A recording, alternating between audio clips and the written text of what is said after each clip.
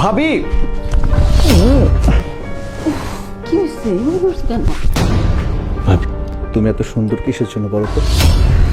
তোমার জন্য দিন দিন আরো বেশি সুন্দর হচ্ছে। আমি যত তোমাকে দেখি না ততই কেন যেন প্রেমে পড়ে যাই জানো। আমি না একটা দিন তোমাকে না দেখলে থাকতে পারি না।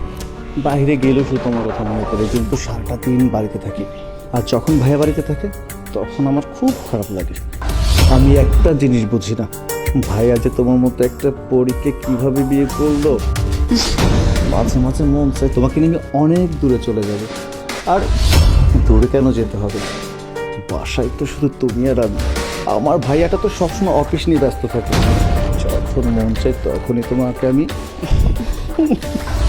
এখন কি এখানে দাঁড়িয়ে দাঁড়িয়ে কথা বলবে, নাকি তোমার ভাইয়ের কাজটা তুমি করবে?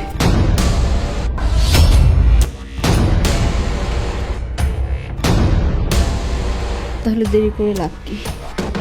তোমার ভাইয়ের কাজটা করে ফেলো। কি জি বলছো না, ভাইয়ার কাজ কিসের জন্য হবে? এটা আমার কাজ, আর আমার কাজ আমি নিজেই শুরু করব।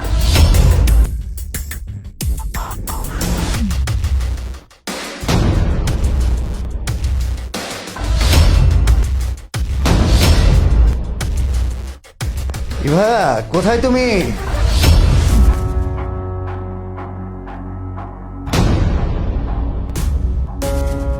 একটু টানতে দাও।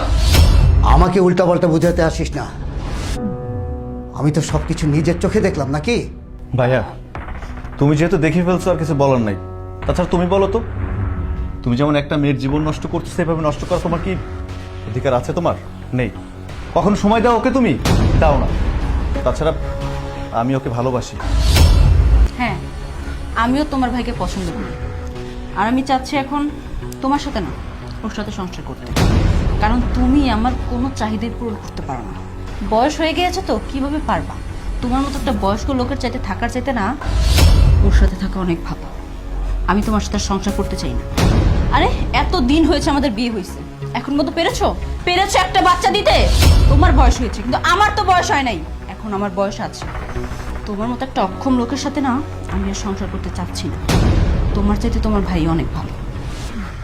দেখো ভাইয়া, আমি যেটা করেছি তোমার চোখে হয়তো ভুল হতে পারে, কিন্তু আমার কাছে সেটা ভুল না। আমাদের এই পরিবারের মধ্যে একটা বংশের প্রদীপ নেই, একটা আলো নেই। অনেক বছর হয়ে গিয়েছে তুমি বিয়ে করেছো, একটা সন্তানের দরকার ছিল। সারাটা দিন বাসার মধ্যে ফাঁকা থাকে, একটা বাবু থাকবে, আমাকে চাচ্চু চাচ্চু করে ডাকবে, আমি বুকে জড়াই নিবো, আমার কত ভালো লাগবে। সেটা তো তুমি পারবা না। আর আমি জানি যে তোমার কখনোই বাচ্চা নেওয়ার মতো শক্তি হবে না, কারণ ডক্টর আমাকে সবকিছু বলেছে তুমি বাবা হতে পারো না কোনোদিন। তাই আমি আমার সাথে রিলেশন করছি, আমাকে ক্ষমা করে দিও। বাহ না বাহ, একদম মায়ের পেটের ভাইয়ের মতোই কাজ করেছিস। আরে তুই ভুলে গেছিস বাবা মারা যাওয়ার পরে এই আমি তোকে কোলে পিঠে করে বড় করেছি। আজ তার এই প্রতিদান দিলি, খুব ভালো করেছিস। আমি আমি ভাবতে পারিনি আমাকে একদিন এই দিন দেখতে হবে। আর এবার তুমি তো আমাকে বলতে পারতে যে তুমি আমার সাথে সংসার করবে না, তুমি আমার ছোট ভাইকে ভালোবাসো। তাহলে আমাকে স্বামী রাখা অবস্থায় কেন তোমরা এই নোংরামিতে লিপ্ত হলে? আমি নিজে থেকে তোমাদের দুজনের বিয়ে দিয়ে দিতাম।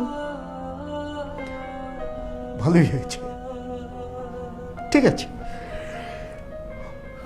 আমি আমি এবার তোমাকে মুক্তি দিয়ে গেলাম। তোমরা একজন আরেকজনকে বিয়ে করে খুশি থাকো। কিন্তু হ্যাঁ, তুই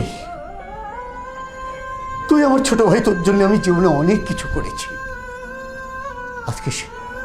আজকে শেষ সময় তোকে আরো কিছু দিয়ে যেতে চাই। এই বাড়িটাও আমি তোকে দিয়ে গেলাম।